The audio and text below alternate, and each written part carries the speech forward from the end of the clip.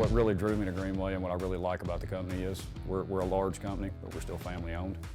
You know, here at Greenway, we try to provide a rewarding, safe environment for people to work in. And if you want to join a team that's always wanting to win, that's very competitive and wants to be the best at everything they do, Greenway's a place for you.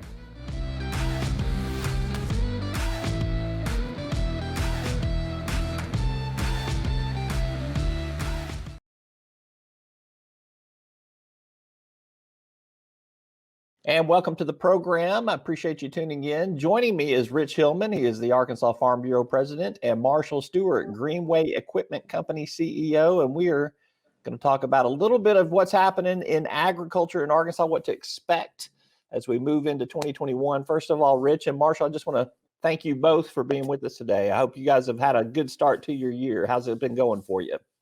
Better. Can you say the same thing, Marshall? Yeah, I think 2021 starting out much stronger than we had start for 2020. So things are progressing better.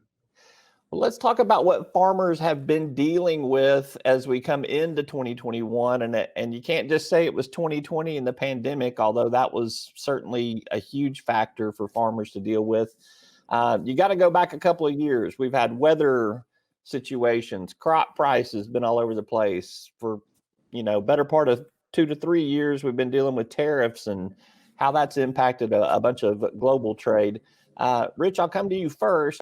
Kind of what do you think is the health of the agriculture community as we come into the new year? I would call it battered and bruised from my perspective, but I would be most interested in your interpretation.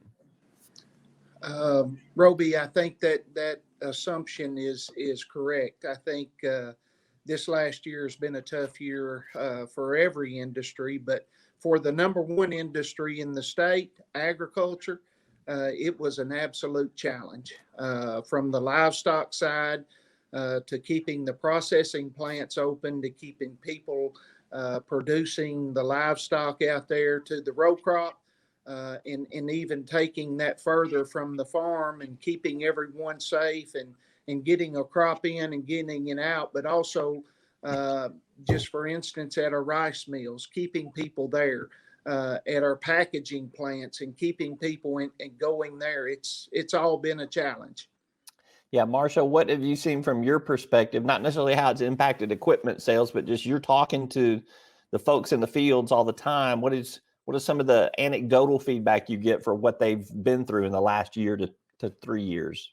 Well, I'd say that we've faced some severe challenges in the last few years. We've had struggles with commodity prices. We've had some historically wet springs when people were trying to get crops in, and also had some wet falls. So there's been a lot of challenges, and we've faced a lot of headwinds in the agricultural industry. Some of those things are starting to change a little bit, and we're starting to see some tailwinds kind of kick in for 2021. We saw a good close in 2020 with run in commodity prices after some adjustments in USDA's forecast for carryover crop. And so that's been positive and has a lot of people thinking stronger for 2021. And then I think with phase one with the China deal, we saw an increase in sales in 2020, so that helped. And I think a lot of people are still kind of cautiously optimistic about what's going to take place there for 21. Yeah. So just before we jump into 2021, Marshall, I'll stay with you on this, then come to Rich here. Talk to me about the pandemic and how that even compounded things even worse for some folks, and maybe even speak about your respective organizations and how you've had to make some adjustments due to the pandemic. Marshall. So naturally, the pandemic had all of us facing challenges that we were really unprepared for. And so a lot of things we tried to figure out how we could do business differently to make sure we were here to support our customers. And, whether it was moving to more online or, doing things from a virtual standpoint, we knew that we had to continue to be here to support our customers. And so we had to make a lot of changes and the safety protocols that you had to put in to ensure, not only health for your customers, but safety for your employees was a change that we probably never thought there were things we'd have to think about. So, it made us really rethink how we had to do business, and some of the things have actually improved our business for moving forward. But yeah, there were some real challenges and kind of moment to moment decisions, and you just didn't have a lot of information. You went with your gut and tried to make things the best for everybody because the concern was how are we going to continue to operate and take care of our customers. We're an essential business, and agriculture is an essential industry, and we knew that we had to be here for our customers. We didn't have a opportunity to really work remotely from home in a lot of these cases. How about you, Rich? How did you guys kind of make adjustments to the pandemic at the Farm Bureau? Farm Bureau was monitoring everything that was going on with our membership all over the state. And I think that we can say, hopefully we're on the tail end of this right now, Roby, but the Arkansas farmers and ranchers are some of the most resilient people I know. And they got through a tough year.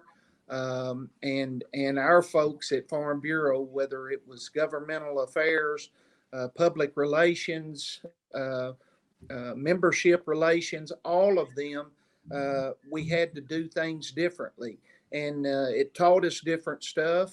And we probably will go to a new norm. But I, it created, and just like we're doing the interview today, Zoom and doing remote locations. We did our annual meeting that way. We actually had our voting delegates voting remotely, and we had one of the biggest turnouts for that meeting that we've had in a number of years. So there's going to be some new things that come out, the silver lining, if you will, from the pandemic. I hope some of those farmers were casting their ballots from sitting on a tractor, maybe a green one or red one. Which one? Or a green one for sure. All right. Real quickly, so let's talk about what's kind of going into 2021. We do look like we're going to get a handle on the pandemic maybe by summertime is kind of most of the estimates that I see there. You do have some improving crop prices just on the row crop side right there. You got a new administration intact now too. The Biden administration, you brought in a former agriculture secretary. That's got to be some good news, Rich, for farmers and for farm policy. We're still feeling our way around with the new administration, but one thing that we do know is the Secretary Tom Vilsack. We've worked with him previous in the Obama administration, and we look forward to it. I think all in all, Arkansas will be in a good spot, especially with Senator Bozeman being the ranking member on the Senate Ag Committee. He will help out, and all of our congressional people will help. Our 2 senators and our 4 congressmen have always been very supportive for agriculture. So we're looking forward to working with the new administration. There will be changes and there will be problems, but we'll work through those, Roby. Marshall, tell me what you think the impact might be for not only your company, your industry, but just for farmers in general as well. If that tariff battle war that we've been in goes away, if these crop prices continue to stabilize, maybe even stay at a healthy level, what's that going to do in terms of being an economic engine for agriculture?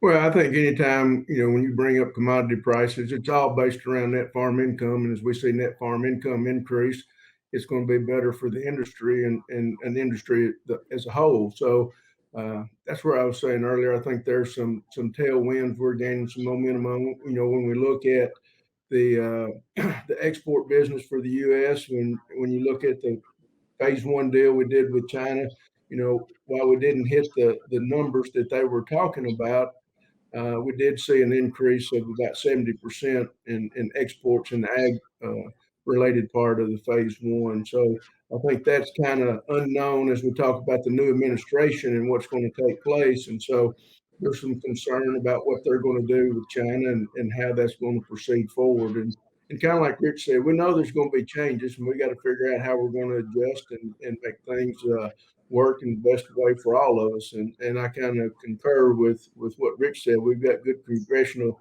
representation. And we saw that when, they signed an executive order on immigration and excluded South Africans from coming into the country. And, we've got a lot of people that utilize H-2A workers, and our representatives went to work and got us some help on that to where we can get some workers in here for those that utilize the H-2A program. Marshall, I'm going to stay with you on this one. I know farmers are the most optimistic bunch of business people that I've ever been around in my entire life. But tell me what you think they will be on guard against in 2021. You may have already hit on that a little bit already, but just what are the biggest concerns that are out there that need to get remedied, or have some sort of clearer picture of what's going to happen to give them even more confidence to move forward in their business models? I guess one thing we would always wish for in agriculture is some type of stability, but the one thing that we understand is very cyclical, and there is really no stability out there for us. But in that, I guess one of the things with the new administration is which way they're going to go with some of these different programs that are out there. We've already seen where there's been a delay or they kind of held up on the CFAP3 payment and looking at maybe ways that they want to change that. So that gets, concern for the producers, because, that can play a big part of the profitability of an organization. I think the other thing that guys are looking at is what's this dollar doing?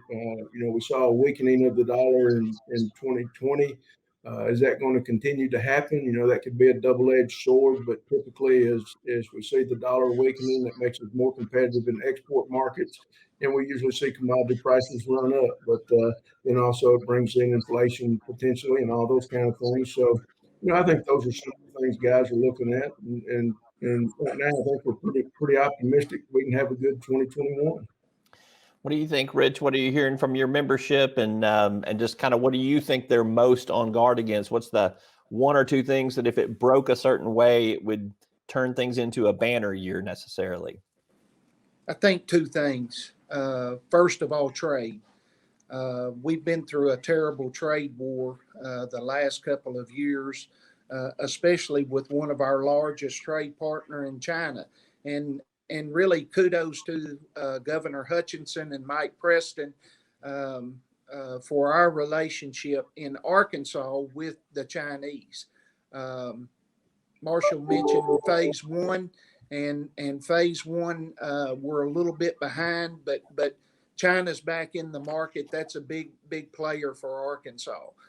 Two is overregulation. And, we hear conservation, we hear the buzzwords, climate change and everything else. And I can honestly say that the farmers and ranchers of Arkansas have been doing their due diligence. Some of the best stewards of the land that there is. That's our living, and we protect it and do the right thing. But when they start trying to implement some of these things, they can't do it on the back of agriculture, because we have to produce not only the food for Arkansas and the United States, but for the rest of the world. So those are things that we're going to watch and try to navigate through. Rich, it's just given me a great segue for you, Marshall. You guys are instrumental in helping with nutrition with school kids. You got a big charitable endeavor that you guys have been backing for the last couple of years. I'm going to give you a freebie and let you plug that. Yeah, we're very excited. This is our third year for the Jason Aldean Greenway giveaway, giving away his gator. And also this year, we're doubling the chances to win by giving away one of his Z-Track mowers. And we always had a good association with the food bank, and started a few years ago doing this with that, and have been able to raise around $275,000 the first 2 years for the backpack programs for the Arkansas Food Bank there in Little Rock, the Northeast Arkansas Food Bank in Jonesboro, and the Southeast Missouri Food Bank in Sikeston, Missouri. So we're proud to be a part of that, and hopefully we'll have a banner year and the Greenway giveaway, raising some money for the backpack program and the kids in our region. All right, Rich, I'm going to give you the final word. I know Farm Bureau does a lot of advocacy all over the state in a lot of great ways with local communities as well as at the state level. Just kind of give me, I guess, your final synopsis there of what you guys are doing that's really making a difference in terms of at the community level, at the state level. Well, first of all, my hat's off to Marshall and Greenway with the help of the food bank. That's near and dear to my heart and our members' heart. We donated $500,000 this last year to the Arkansas Food Bank to be distributed all over the state. There are hungry people in the state of Arkansas as we speak, and that is very endearing to our membership. We're in every county in the state of Arkansas, and our volunteer leadership, they do great things. Marshall, the backpacks, but they feed a lot of hungry people. And to me, that is the number one issue in the state of Arkansas.